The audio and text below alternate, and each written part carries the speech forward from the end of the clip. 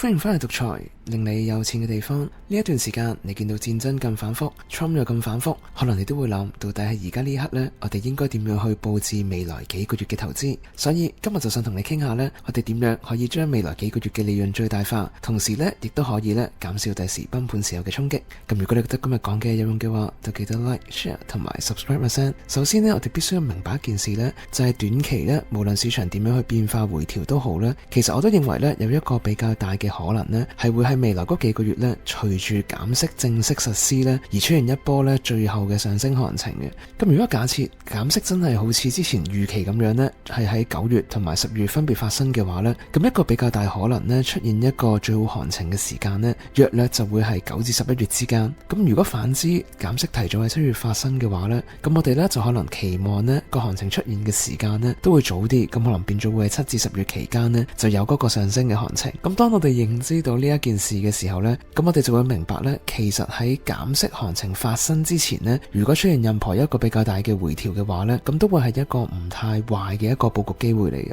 咁個原因就係因為如果減息真係如期發生嘅話呢，咁其實呢，納指有好大機會都會破到頂啦，然之後投機資產應該仲會有一個尾段行情啦。咁越唔睇估值越唔合理嗰啲資產呢，理應呢都會有一個越誇張嘅上升行情嘅。咁所以呢，如果我哋呢見到減息真係喺7月或者9月發生嘅話呢，咁其實未來嗰幾個月呢，絕大部分投機資產嘅行情呢都唔會太差嘅。咁但係你話如果你真係要揀一樣嘢去佈局去投機嘅，因為大家都知其實呢刻進場係投機噶啦，咁但係如果你話真係想要揀一樣嘢去投機嘅話呢，咁我認為呢，其實 Ethereum 呢，佢上升嘅空間呢，係比大家而家青睞嗰啲明星科技股更加多嘅。咁個原因就係呢，其實 Tesla 或者 PLTR 啦，就算真係隨住減息再升，其實佢今年可以翻到倍嘅可能性呢，已經係十分之細嘅，甚至乎連升50%嘅機會呢都好低嘅。咁所以如果你話你既然都選擇得投機，揀得唔理估值嘅話呢，咁 Ethereum 其實可能上升個空間係會更加多。咁個原因就係因為呢，如果真係有一啲新嘅流動性隨住減息流入嘅話呢，咁 Ethereum 呢一個本身上一次個頂係4800蚊嘅資產呢，其實有好大機會呢，咁最少佢都會去到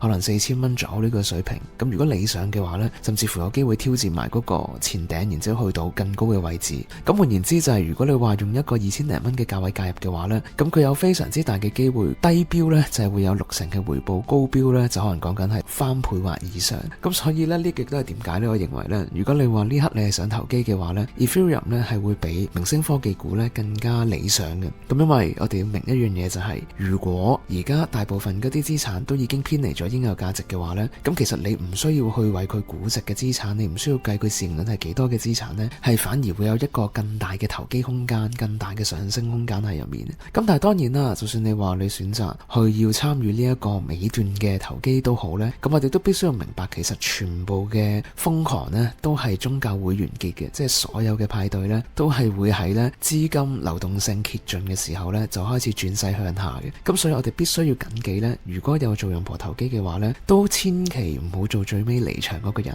就一定要呢確保喺今年呢10月或之前呢就完成晒所有清倉嘅操作。咁如果唔係嘅話呢，你就有機會呢可能表面上帳面上好似賺咗好多錢，咁但係實際上呢，因為貪心呢，為咗要賺埋最尾嗰1-2成呢，結果呢就永遠留咗喺個市場入面，可能等2年呢先有機會再見到呢一個曙光升起嘅可能性，咁係非常之唔樂觀嘅。咁所以你記得呢，如果你真係要參與呢個所謂尾段投機嘅話呢，咁必須要喺今年10月或之前呢，咁就清晒你嘅投機倉位啦。咁如果你話你好貪心嘅，咁最遲其實都係11月左右呢都要走噶啦。咁你話留到出年呢，你就已經係賭緊一個非常之大嘅風險，咁我覺得就唔係咁好嘅，即係有機會你會後悔得好犀利。咁所以就唔需要做最尾走嗰個，唔使賺最後1蚊，提早呢喺呢個派對完之前呢就及早離場，對你嘅倉位或者對你成個資產嚟講呢都係最好嘅。咁然之後啦，當然啦，可能你都會諗，咁如果你真係到時候清倉晒所有投機倉位啦，咁你會唔會話可以將啲資金放去一啲比較理想嘅位置呢？咁其實去到嗰個位呢，因為我哋都期望可能未來1-2年呢，成個經濟會唔係太好啦，有機會回調啦。咁所以呢，喺一個市場估值已經極度唔理性嘅空間度減完倉之後呢，其實你啲資金呢就可能會轉移去一啲低估值嘅績優股啦，或者係去短債啦，甚至乎黃金啦，呢啲比較平穩嘅防禦型嘅資產呢，先可以令你更輕鬆咁去度過未來嗰1-2年。咁樣嘅話呢，你就可以確保到呢，就算未來真係出現大回調都好啦，呢，你成個投資組合呢都唔需要承受一個好過分嘅衝擊。咁最後